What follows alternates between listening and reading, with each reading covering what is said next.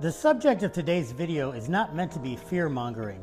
More, it's meant to be thought-provoking. What I speak of today are some of the potential hazards associated with the overconsumption of ultra-processed food. Now, what do we mean by ultra-processed food?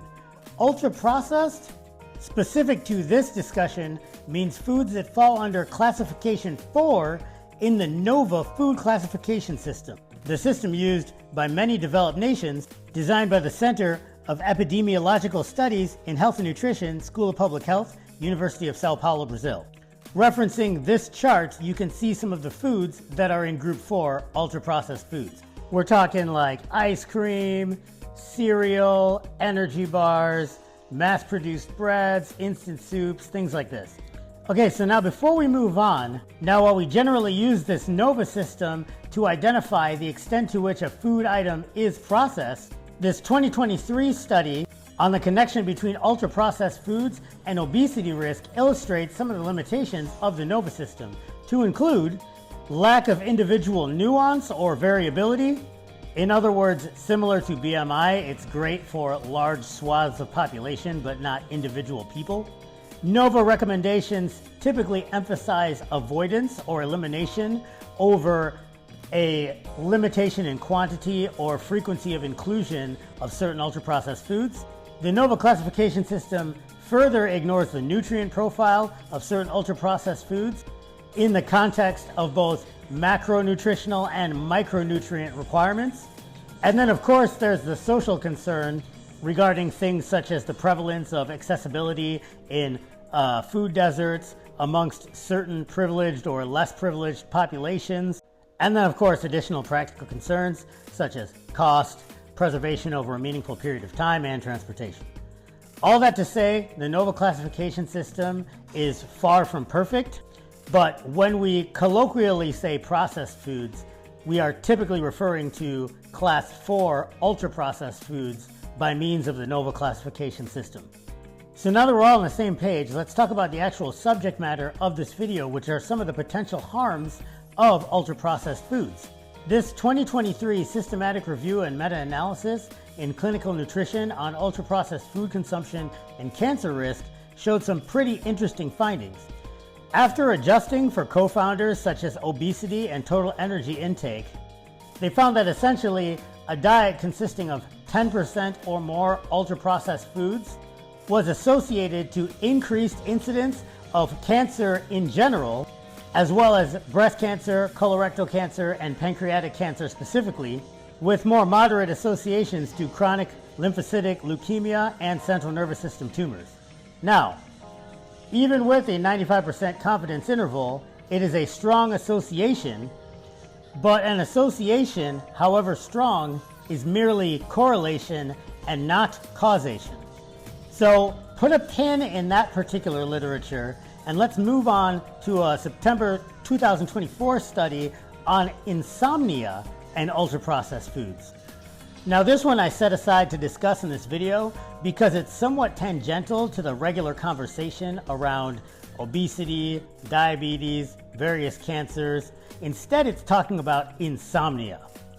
But interestingly enough, in this recent 2024 study, what they found was that, again, a 10% or greater incidence of ultra-processed foods in diet had a 95% confidence interval association with higher odds of chronic insomnia.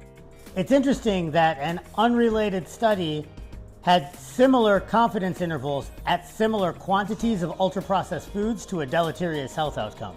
Okay, so now moving on to this BMJ 2024 article, that's an umbrella review of epidemiological meta-analyses on exposure to ultra-processed foods and negative health outcomes. It essentially states many of the things that I've already mentioned in this video, such as an increased exposure to ultra-processed foods is very strongly correlated with all-cause mortality, cardiovascular disease, mental disorders, obesity, and diabetes. Additionally, there's very strong evidence that there is a high correlation to ultra-processed food consumption and asthma in adolescents, gastrointestinal disorders, various cancers, and immediate cardiometabolic risk factors.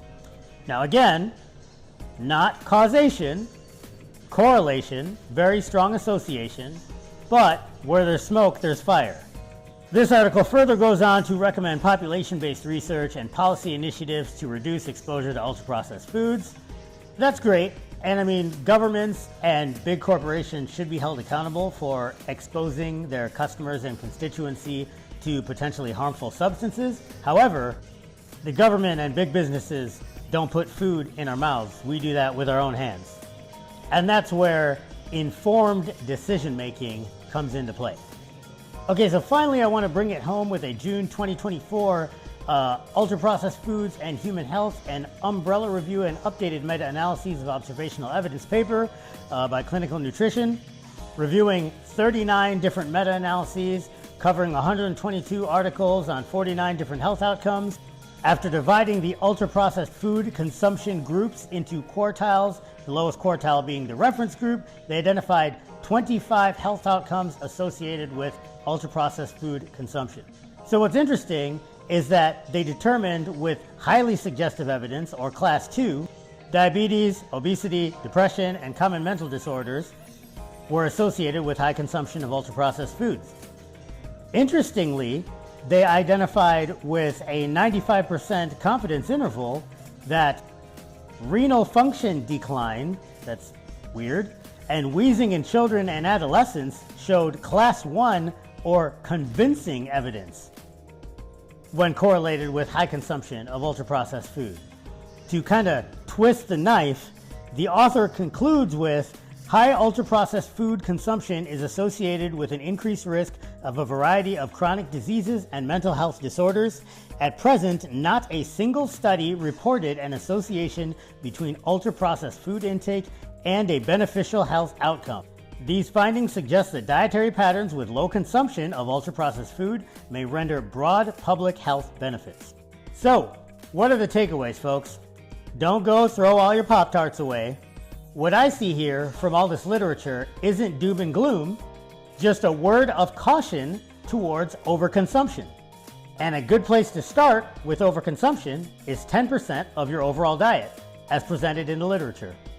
We don't do doom and gloom here on this channel, folks. It's all about presenting information for empowerment so that you can do right by yourself and those that you care about as you strive towards your health and fitness goals navigating this modern landscape. Let's face it, it's 2024. Complete elimination of ultra-processed foods isn't an ecologically valid solution. I don't plan on giving my barbecue sauce or my Quest bars up anytime soon. That said, I limit my exposure to the potential harmful downside of those food items by consuming them in controlled quantities and in the greater context of whole food meals, consisting predominantly of meat and vegetables. And then of course I'd be remiss if I didn't address the fact that these studies, I mean, how could they? It wasn't part of the study design. Take into account individual genetic predispositions towards certain diseases, as well as things like lean body mass and activity level in the participants, which in of themselves can be strongly protective against some of the deleterious health outcomes that we see associated with an overconsumption of ultra-processed foods. So again, we don't do doom and gloom here on this channel. Do I think ordering a pizza or going through a Burger King drive-thru every once in a while is going to kill you? Absolutely not. But I do think both evidence and anecdote suggest doing so on a regular basis for a meaningful period of time ain't going to do you any favors. Like, subscribe, leave a comment down below, stay in the fight, and thanks for watching.